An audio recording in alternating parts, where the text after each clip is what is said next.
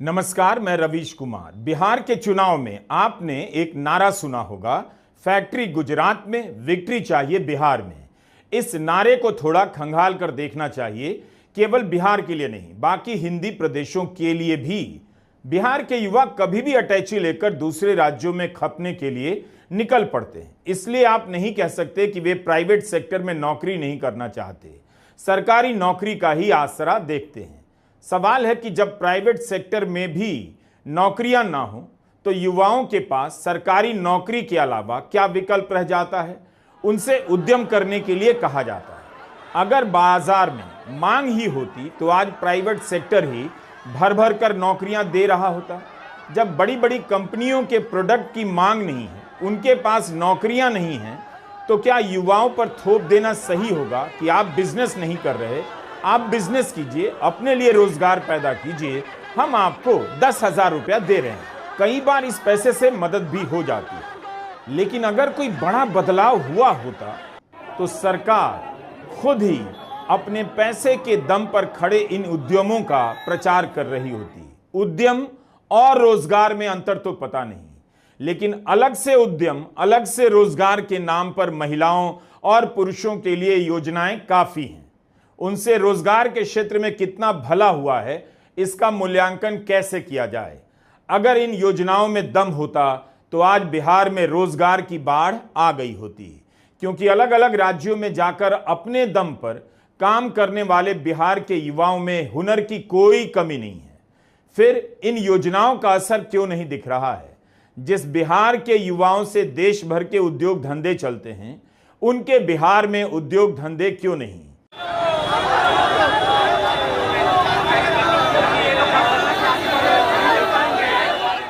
बिहार की राजधानी पटना की सड़कों से आए दिन ऐसी तस्वीरें आती हैं। अलग अलग परीक्षाओं की भर्ती को लेकर प्रदर्शन होते हैं, लाठियां चलती हैं। जिस दिन पूर्णिया में जीविका दीदी प्रधानमंत्री की सभा में तालियां बजा रही थीं, उसी दिन उनके बेटे पटना में नौकरी की घोषणा के लिए लाठियां खा रहे थे। 5 सितंबर की शाम दरोगा भर्ती के प्रदर्शनकारी मुख्यमंत्री निवास के घेराव के लिए आगे बढ़ रहे थे। इनकी मांग थी कि परीक्षा की तारीख की घोषणा हो और बिहार दरोगा भर्ती में कितने पद निकाले जाएंगे, इसकी जानकारी दी जाए।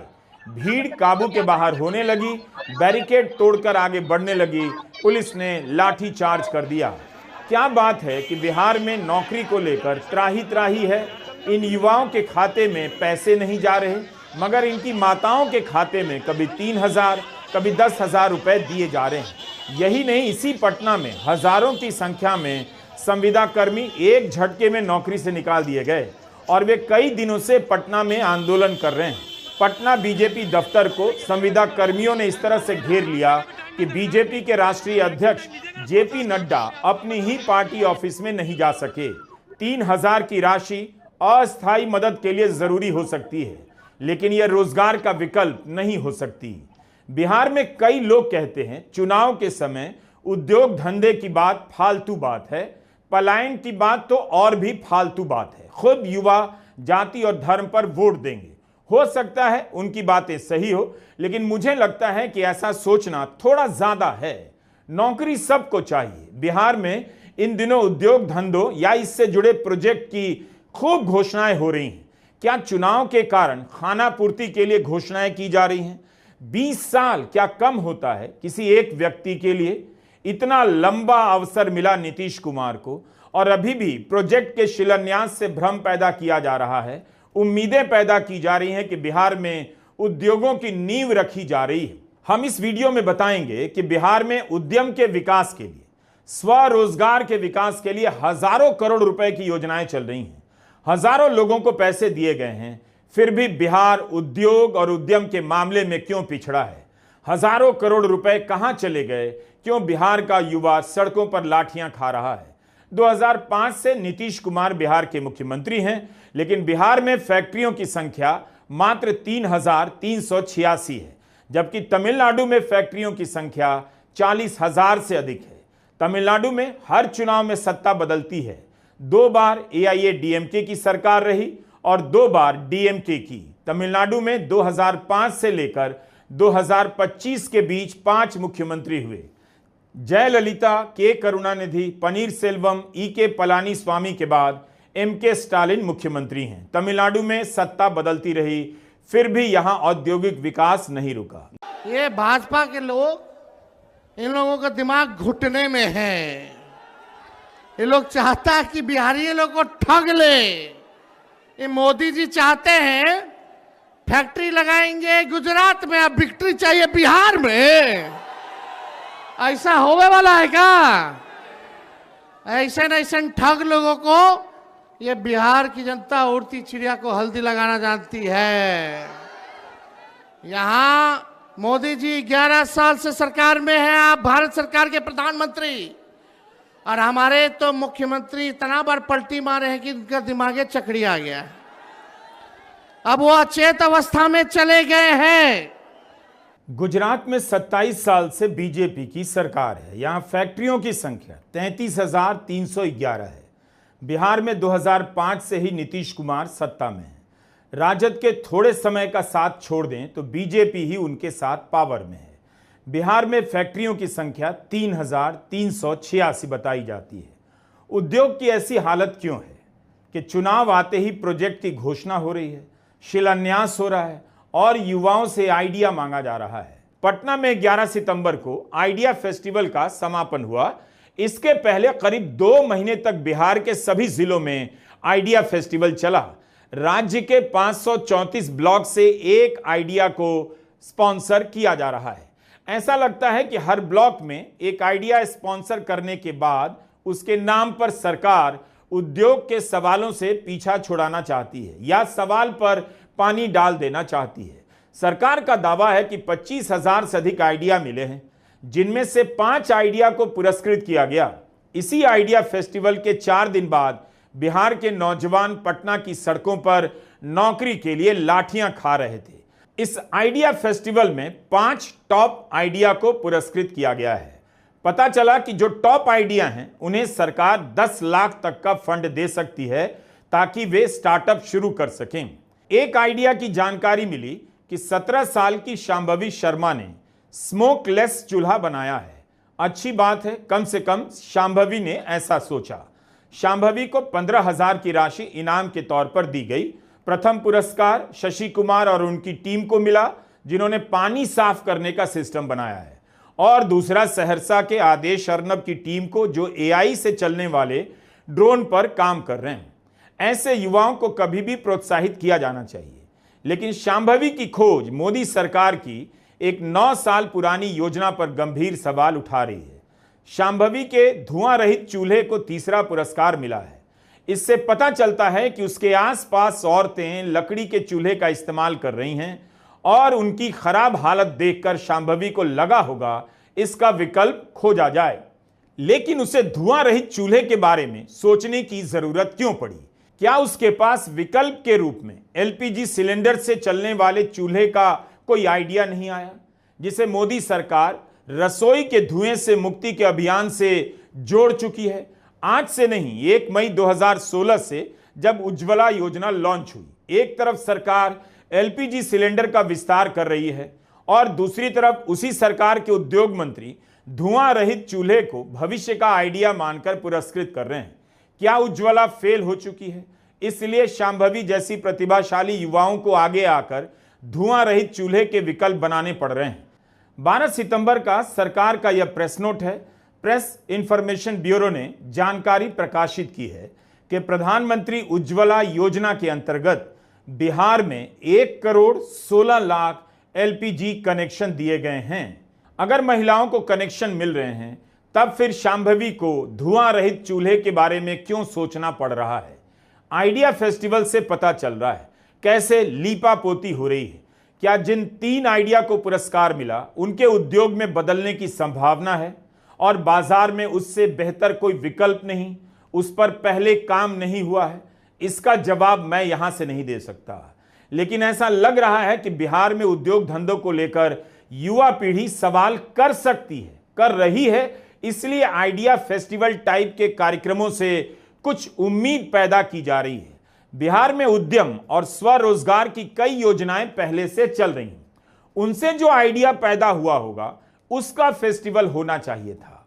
उनसे निकले कामयाब लोगों को इस वक्त पुरस्कृत किया जाना चाहिए, ताकि जनता भी देखती कि ऐसी योजनाओं का असर होता है। नीतीश कुमार ने 2024 में बिहार लघु उद्यमी योजना लॉन्च की। 2005 से मुख्यमंत्री हैं।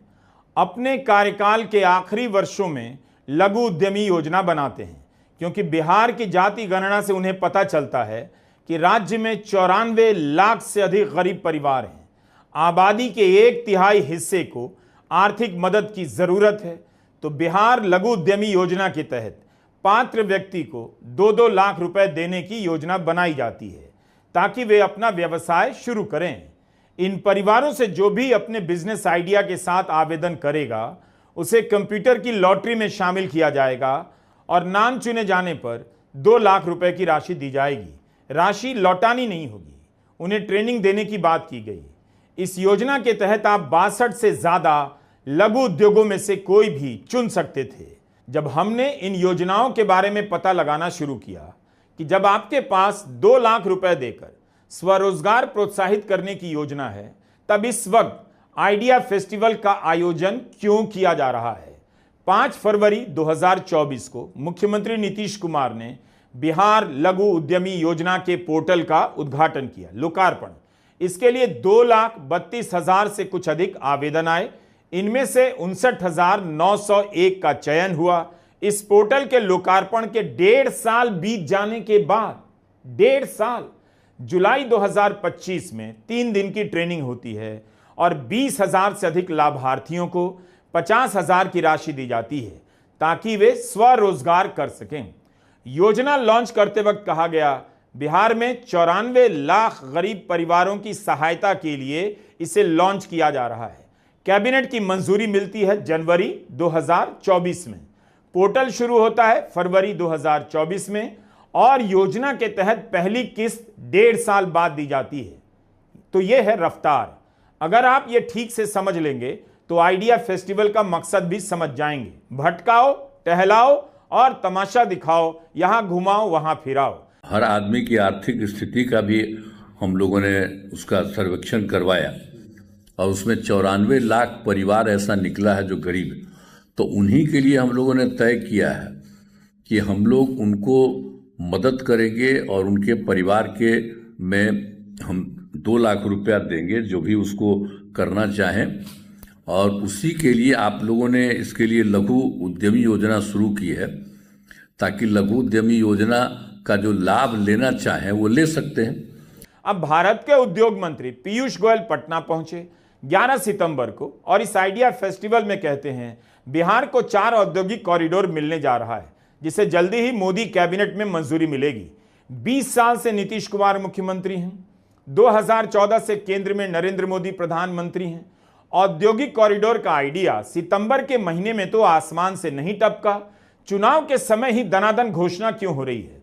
पीयूष गोयल ने यह भी कहा कि गया जी में 3,000 एकड़ का औद्योगिक टाउनशिप भी विकसित किया जाएगा। मैं समझता हूं कि आगे आने वाले दिनों में ये जो 16,000 एकड़ आपने औद्योगिक विकास के लिए सुनिश्चित किया है, जिसमें से 3,000 एकड़ का तो एक बहुत बड़ा व्यापक इंडस्ट्रियल पार्क, जहां प्लग एंड प्ले से लोग आके काम कर सके, और जिसके सीईओ कुंदन जी मेरे पुराने मित्र हैं और अभी बता रहे थे कि जल्दी उसमें ईपीसी कॉन्ट्रैक्ट दिया जाएगा और आगे आने वाले कुछ ही हफ्तों में हम उसका शिलान्यास करेंगे।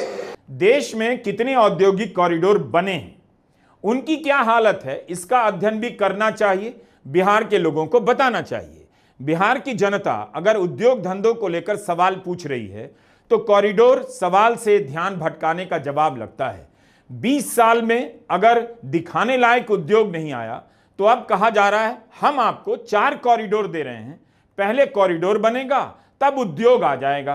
क्रांति फिल्म का एक गाना था, उस गाने की एक पंक्ति थी, पहले लैला मरेगी फिर मजनू मरेगा। ऐसा नहीं है कि बिहार में उद्योग धंधों को लेकर स्कीम की कमी है। 2018 में मुख्यमंत्री उद्यमी योजना लॉन्च की गई। इसके तहत लाभार्थियों को अलग अलग किस्तों में 10 लाख तक दिए जाने का प्रावधान था। इसकी क्या उपलब्धि रही, किसी को पता नहीं। इससे कितना रोजगार पैदा हुआ कुछ मालूम नहीं। बस एक आंकड़ा बताया जाता है कि इतना पैसा दिया, मगर उस आंकड़े के लाभार्थियों ने क्या हासिल किया उनका चेहरा नहीं दिखाया जाता कि उन्हें पैसा मिला और उन्होंने अपने लिए रोजगार पैदा किया, दूसरों को भी दिया। इसके बारे में पिछले 20 अगस्त को दैनिक जागरण में एक खबर छपी मिली। बेतिया में मुख्यमंत्री उद्यमी योजना के तहत 2018 से अब तक 29 लाभार्थी ऐसे पाए गए जिन्होंने पैसे लिए मगर उद्यम शुरू नहीं किया। कईयों ने फर्जी बिल से पैसे निकाले। अब जिला प्रशासन नीलामी कर इनसे पैसे वसूलेगा। पिछले साल जून महीने की खबर है, मुख्यमंत्री उद्यमी योजना के तहत 10 लाख का लोन मिलता है, जिसमें से 5 लाख लौटाना होता है। रोहतास जिले में 17 लाभार्थियों ने बार बार याद दिलाने के बाद भी अपनी किस्तें जमा नहीं कराई, तो उसके बाद जिला उद्योग विभाग की ओर से इनके खिलाफ एफआईआर कर दी गई है।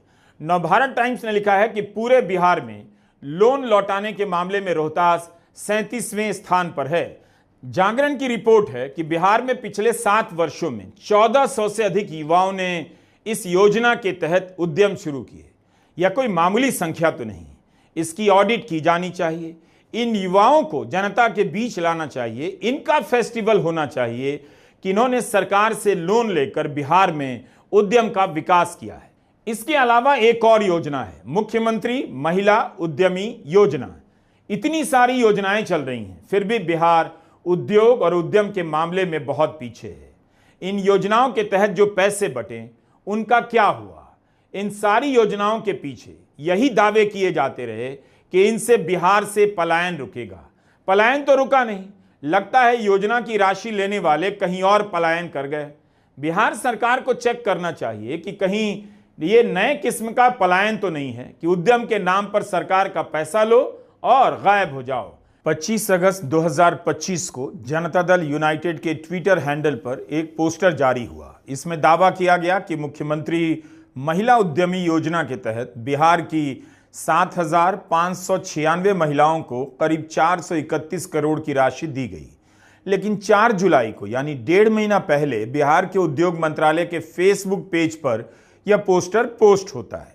अब इसमें लिखा है, मुख्यमंत्री उद्यमी योजना के तहत 30 जून 2025 तक 8,826 महिलाओं को 610 करोड़ की राशि दी गई।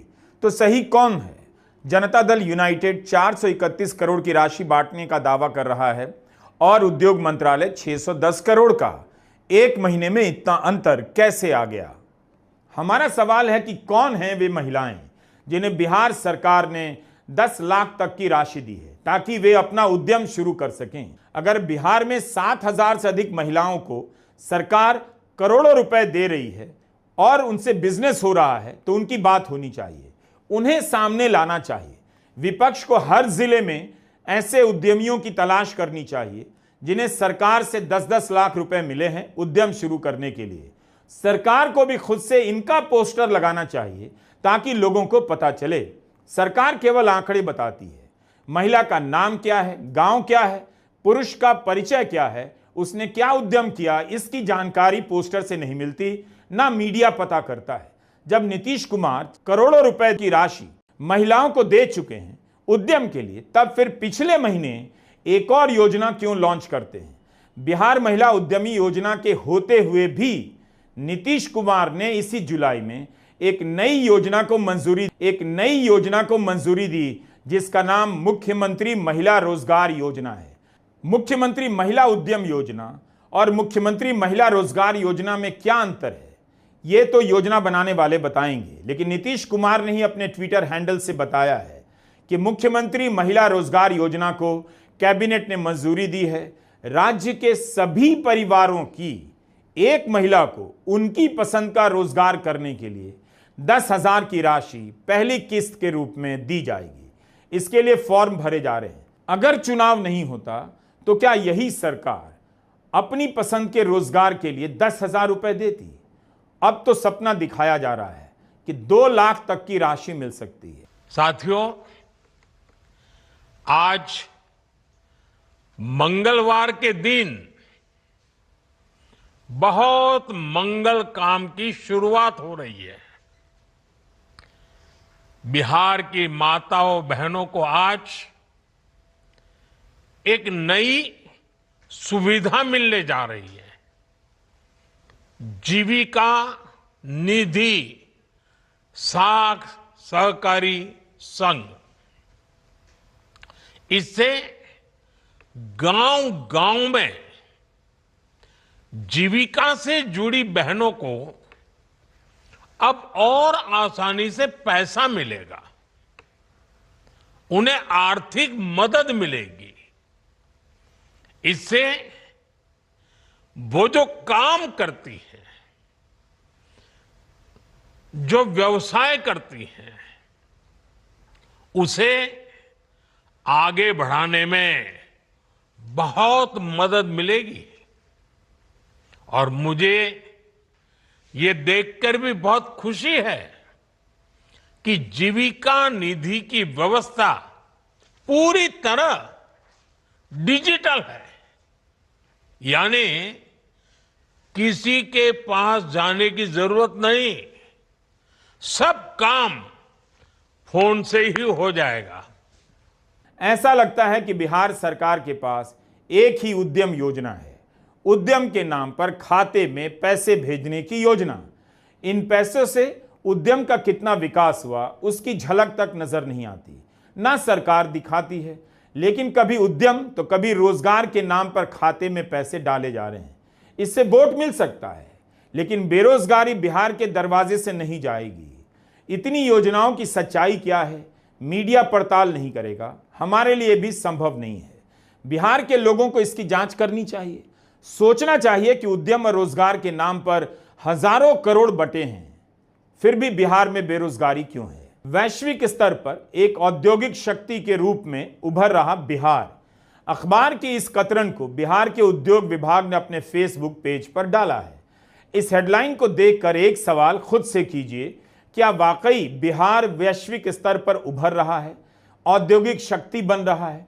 तब तो भारत के स्तर पर भी छा गया होगा। हमें लगा कि अखबार ने मंत्री के बयान को ठीक से नहीं छापा, थोड़ा बढ़ा चढ़ाकर लिख दिया। खबर के भीतर मंत्री का बयान कुछ अलग लिखा है।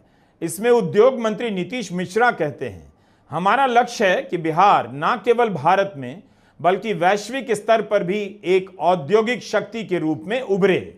अगर ऐसा कोई लक्ष्य है तो फिर 2005 से लेकर 2025 के बीच क्या किया गया? क्या उद्यमी योजना और स्वरोजगार योजना बिहार को इस लक्ष्य तक पहुंचा सकती है? इन योजनाओं की मॉनिटरिंग क्या है?